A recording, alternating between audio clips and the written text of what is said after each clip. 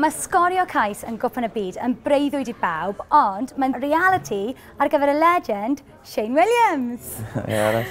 All right, Shane? Yeah, good. Sut ti'n teimlo am y gêm fawr yn erbyn Iwerddon? Mae boys yn edrych mlaen am y gêm nawr, chymod. Sy'n byd I colli nawr, mae'n rhaid ni mynd mas a ware. A na beth, ni'n mynd I wneud y disadwn, so excited iawn o'n edrych mlaen. Ti'n nerfus achos byddwn ni'n crap o fy hun?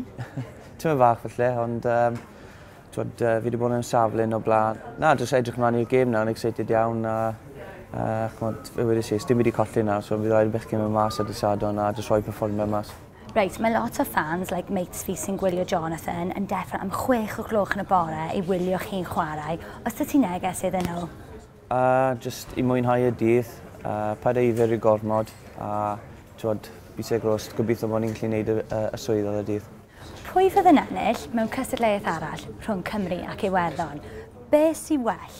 Brains beer neu Guinness? Brains. Dawns o gwerin neu river dance? Dawns o gwerin. O'n i'n mynd lawd neu boys o? O'n i'n mynd lawd pob dydd. Wicked. Mae pobl yn dweud taw Cymru yw dark horse y gystadleuaeth.